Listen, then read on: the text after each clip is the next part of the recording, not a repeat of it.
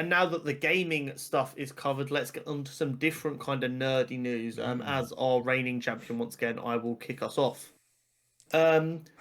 Interesting one here. I want to know what you think about this because I'm not against it. Okay. The Academy says they want the Oscars to have studios and filmmakers unveil the most exciting things about their work, and they include upcoming releases in that. So this would be kind of like what we as gamers experience with like the Game Awards and stuff, where they will like release trailers for new shows and announce new things. Also, what we kind of experienced through this Marvel MCU and DC, like having Hall H and Star Wars and stuff.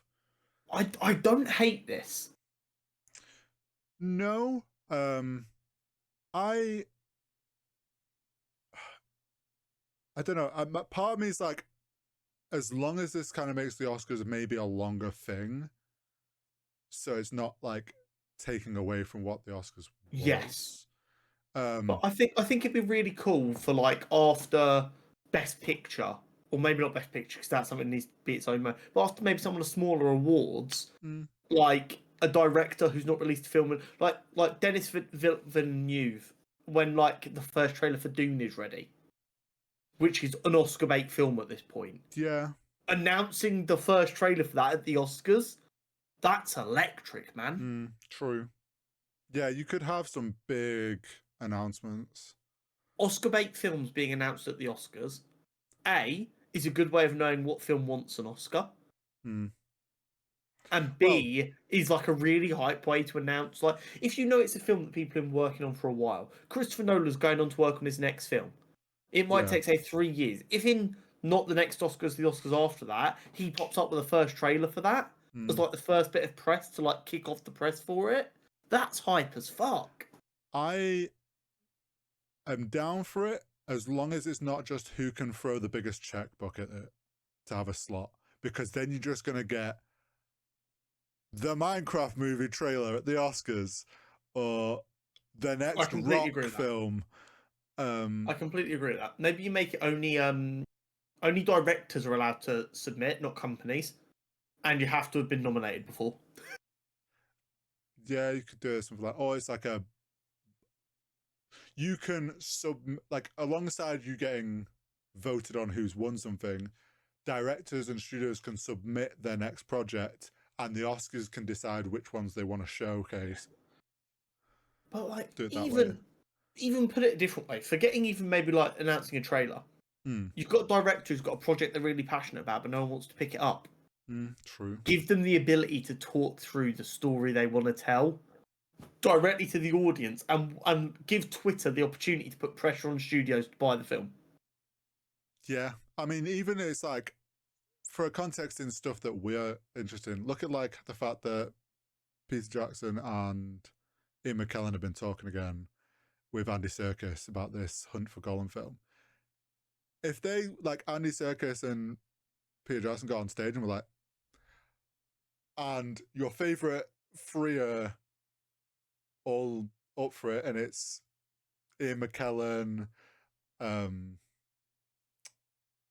Viggo Mortensen, and that, and it's like there's a bit of a OG cast comes out, everyone would be like, holy shit, yes.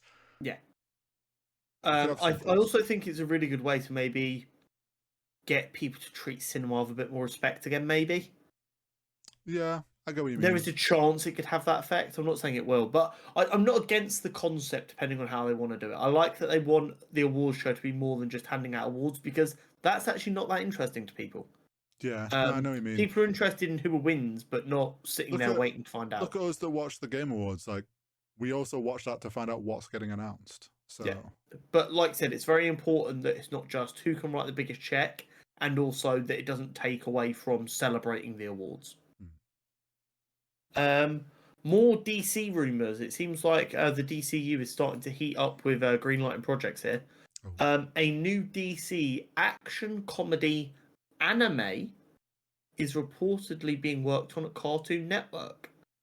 Interesting. Now, people of my age and younger than Hori will remember that DC used to run it over at Cartoon Network with like the animated shows of that ilk. So kind of going back to their grassroots, for want of a better word, a little bit. Seems like a good place to go right now. Yeah. And I'm curious to see what kind of project they go for. If they go for maybe some unknown characters, or they go for like a fan favorite that they know kids will watch. Well, also them saying anime is very specific. Yeah. It's I'm interesting that intrigued. all of the projects they've announced so far seem to have their own distinct style. Hmm. And I love that. Like, Yeah, yeah. not complaining, but it just makes it a little bit more fun, I think, because you know there's going to be something for you eventually. Yeah. Don Cheadle famously plays Rhodey in the MCU. Is remaining tight-lipped about Armor Wars in an interview with TV Line. But is this just good PR work from him, or does he really not know? So the quote is essentially, "I don't know anything. Let me know if you hear something." To the reporter. It's very good. That's a very classic PR answer. And here's the thing: Don Cheadle is one of the actors who used to get paired up with the loose-lipped actors to try and keep them stum. So we know he's well trained. Yeah, he's one of the, like, we all know the partnerships from back in the day. Mm. Don Cheadle was one of the trusted guys who got given people like Mark Ruffalo. Yeah, and Tom Holland. Yeah, so Mm. the guy knows how to handle his PR. He's a consummate professional. But with the lack of knowledge about Armor Wars in general, this can very easily read the other way of he legitimately doesn't have a fucking clue because no one does.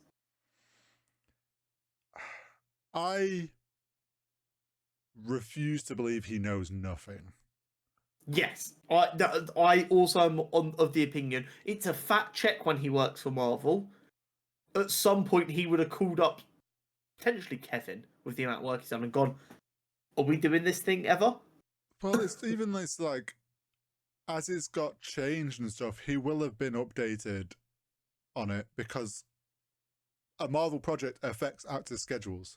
Like they need to know what's going on. Yeah. So I refuse to believe that he knows nothing. And now you say he is known as a good PR person. Yes. Even if he knows little, he won't let anything slip. So there's no knowing with him. Yeah. Venom: The Last Dance is not going to be the end of Null. In fact, it is just the beginning. I mean, does that surprise you? I kind of presumed Venom: The Last Dance wouldn't be the end of them dabbling in the Star Wars Spider-Man world. So we know that this is absolutely Tom Hardy's last outing as Venom. Yeah, that's fine. We know that Null is not ending here. Mm-hmm. Is this Sony finally getting ready to give up on spiting Marvel and come into the fold? Because Null is like a multiversal level threat. He is absolutely the kind of character that would go to a different universe to chase down a little bit of symbiote. I don't think so. You don't think so? I think this is Sony realizing, probably partly Tom Hardy wanting to be done with Venom. They're like, shit, we've lost our regular for our Spider universe. We need to set up something that can keep pumping out so we don't lose the rights. End on the Null, and actually he ends on Null, but that's just the beginning of this big character that we can kind of stretch out and use almost like their Thanos. Yeah. It's a bit tricky because Venom, don't get me wrong, there are other symbiotes. I get that. Mm-hmm. There are two that have any mainstream appeal, and that is what you've actually got to think about when you're making a film. And they are Venom and Carnage. They're both done. Cool. Null can't exist in a void over at Sony just dealing with random symbiotes. No, but we do also know from the trailer that like some government people collected up his little symbiote goo. Oh, I get that. Could they set up a new Venom? Maybe. I think it is very possible with the rumours of what Sony have wanted to do with Spider-Man 4. Well, yeah, but that Null is coming to the MCU. I think in an ideal world, that is what they're going to do. I just Oh, don't I'm not sure I believe. want that. Well, no. In an ideal world of the Sony situation, Hmm. I think I don't want to say the best outcome. There is a possible outcome. I also just don't believe that Sony is willing to swallow their pride and properly partner up with Marvel yet, or Yeah. Disney. Maybe it's Venom Horse versus Null in the second. Yeah. This is not Tom Hardy anymore. It's just Venom taking over different animals, and then Craven comes along. Oh, don't. But yeah, I'm really curious to see where this goes. Maybe the next film is Craven hunting Null. You know what? That's almost in character for Craven. A bigger, scarier thing to hunt. Exactly. So Sony can't possibly do it. Exactly. Next up, Oh, I sent you this. something that when you sent this to me, I was in the process of sending it to Oh, you when I yeah. saw I had a DM, and I was like, "Oh, Hori's already sent it to me." I'm going to ask this off rip. Did you know that I was probably jumping up and down with excitement at this? Did you see that and go, Connor's going to fucking love that? I knew that you would be like, oh shit, we got to see Superman dog. Like, I don't know why in my head, Krypto is a different kind of dog. We'll get into that. Oh, okay. So, to make it clear, the first look at Superman and Krypto's dropped. Uh-huh. First things first, people need to learn the difference between a still and a promo shot. People are acting like the film looks like garbage. This is clearly a promo shot, not still from the film. What are we doing? It's like a Secondly, photo for a poster. Like...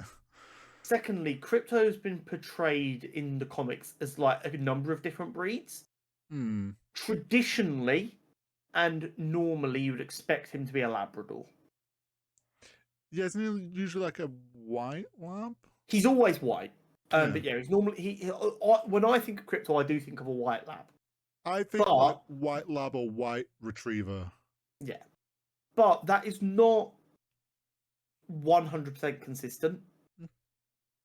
A lot of the time, it seems to be whatever the artist's favourite dog breed is. That's fair. I personally prefer the idea of it being more of a working style dog. I get you.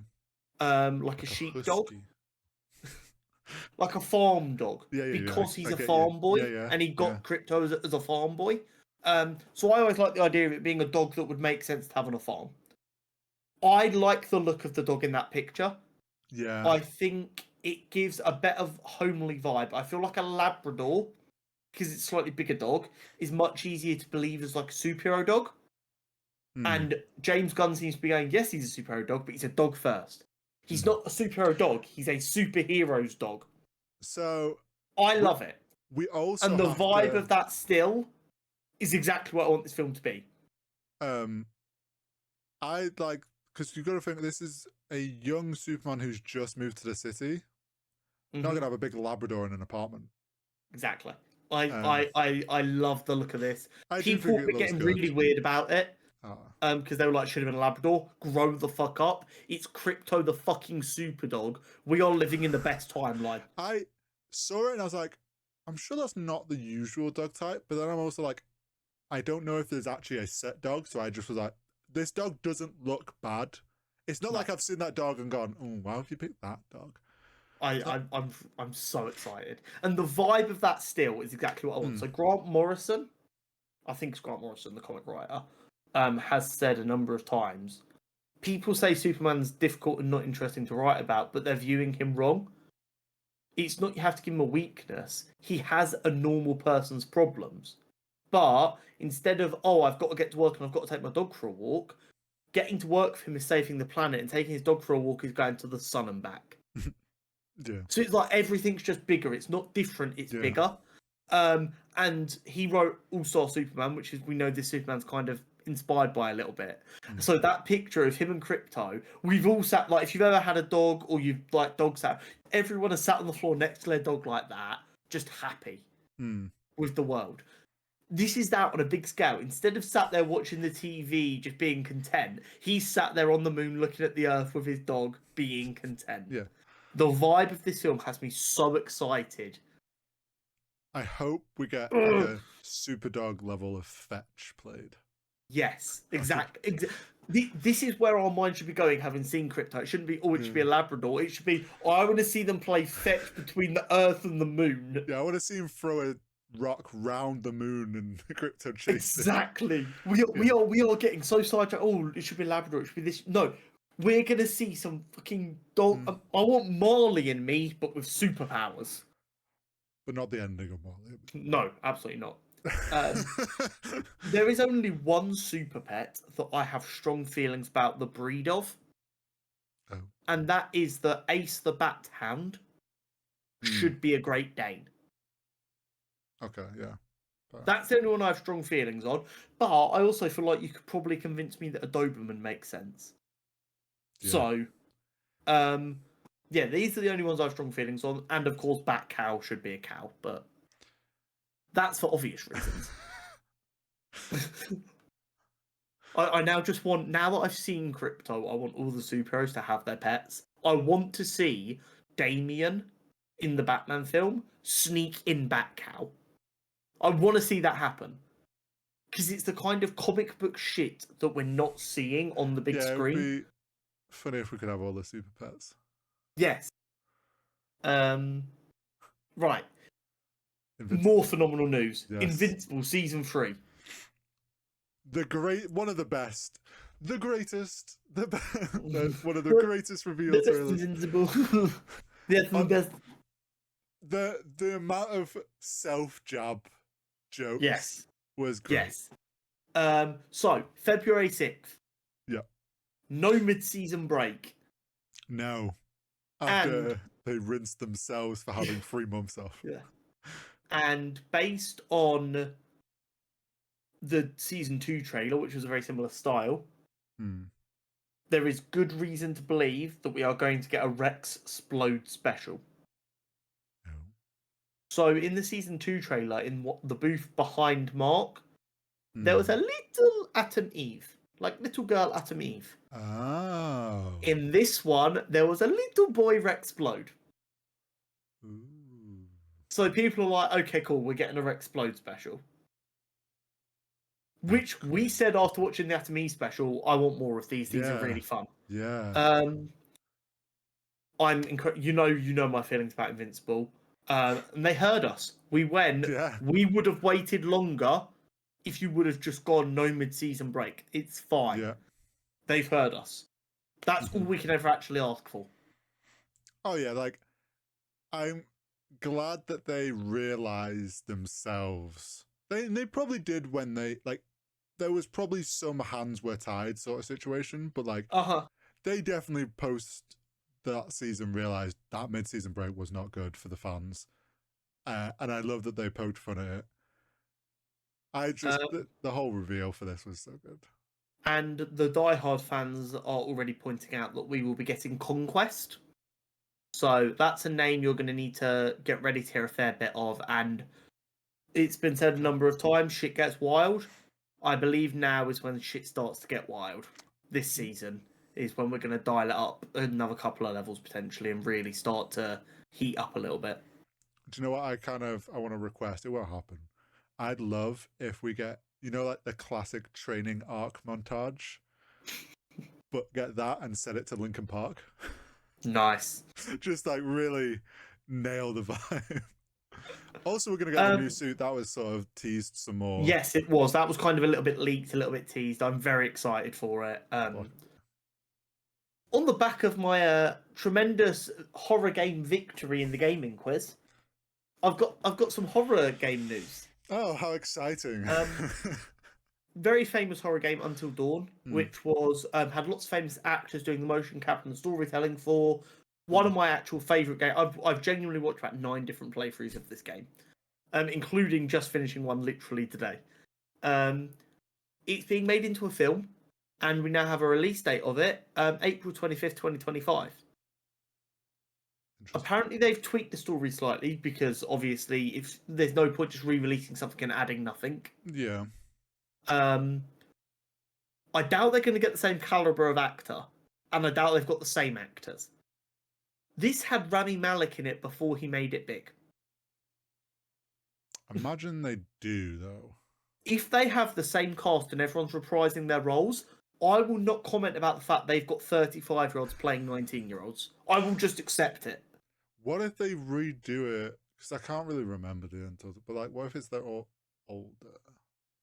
I'm okay with that as well. I'm actually okay with that as well. Because story-wise, they could retell the story in a way where it makes sense they're older.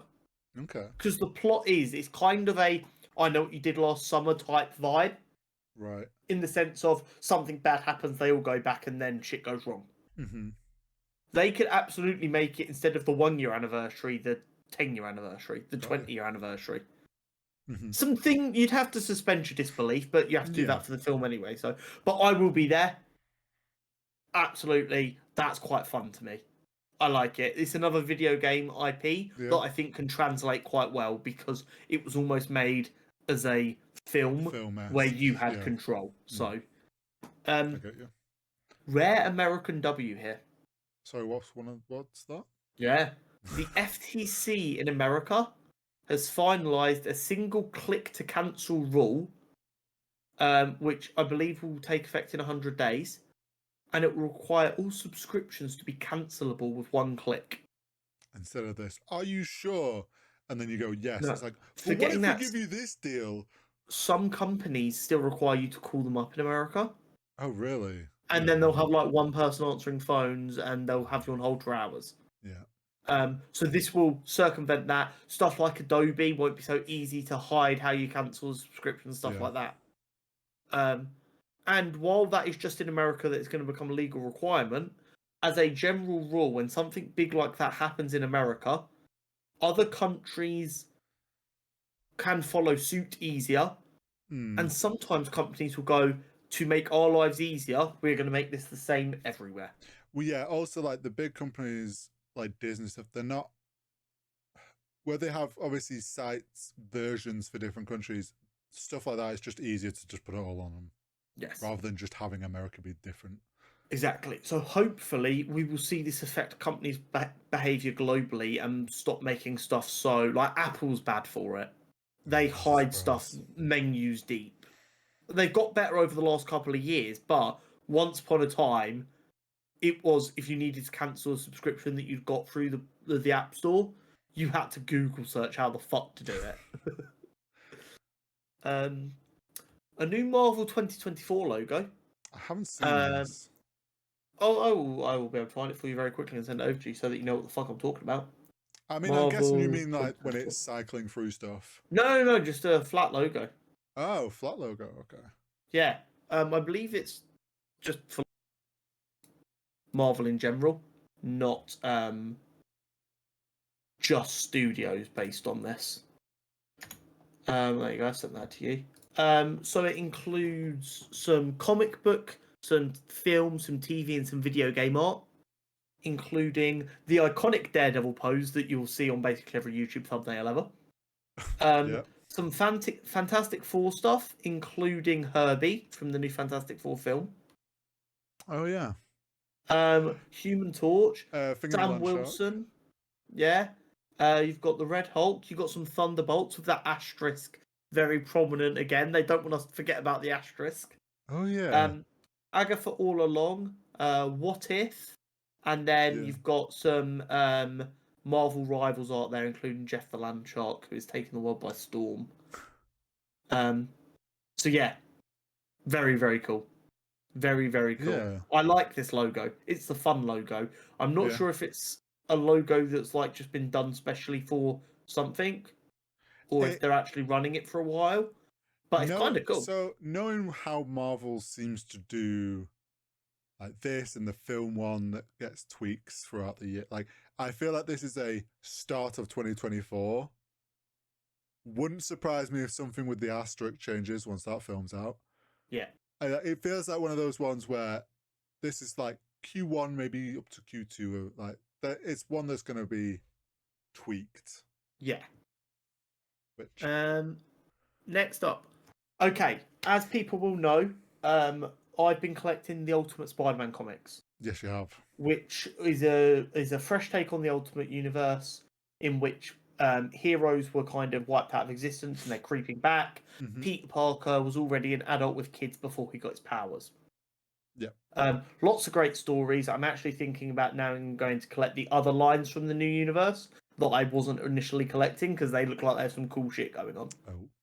They announced another line is going to be added to the Ultimate Universe as part of it's been around for a year now, a new line, and it's going to be Ultimate Wolverine, which people were a bit people were a bit skeptical because they're like, Wolverine's a very popular character. He gets a lot of shit. You could have done something fun here.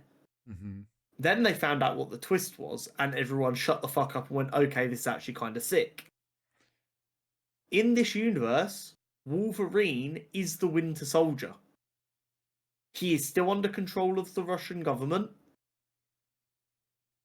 Oh my god. So I've seen on my Twitter someone had reposted the suit, what the suit looks like, and it looks very cool. Yes. There is a very good chance that gets added to the subscription box from January. Fair. It's a really cool concept. Wolverine as a character has always been, he was bred to be an assassin, but the X-Men saved him from doing that forever. And this is not here, they didn't. He is the weapon he was always meant to be, and even worse, he's a Russian weapon. Yeah. Love it. I love it so much. And also going to allow him to fight some of the heroes that people have always... Yes. I mean, don't get me wrong, he is absolutely going to be turned into a hero. It happens. They're not going to leave him be a villain. No. But it's going to be fun for a while. So I'm very, very tempted. That is one I personally think is worth keeping a close eye on. And then the last bit of news this week, Tom Holland has said he would love to see the MCU introduce Miles so that he can do for a young kid what RDJ did for him. This comes also off the back of him saying he's read the first or an early draft of Spider-Man 4. Him and Zendaya sat down and read it together, which is just a cute idea anyway, and some scenes had them jumping around the living room. Obviously, he's not going to come out and go, it's dog shit. But it seems like this little break for him has re-energized him and he's excited to get back to being Spider-Man, which is why we love him as Peter Parker, because he loves the role so much. So I'm excited, and I think we can both agree seeing Tom Holland's Peter Parker interact with Miles would be fun as hell. Oh yeah, it would be. I'd love for them to do it. I think they wait till he's out of the college arc. Do we think? I think in the college arc is the perfect time to introduce him. Okay. I genuinely think a really fun way to do it is have Peter be a tutor for extra money. Oh, and meet him that way. And he meets him that way.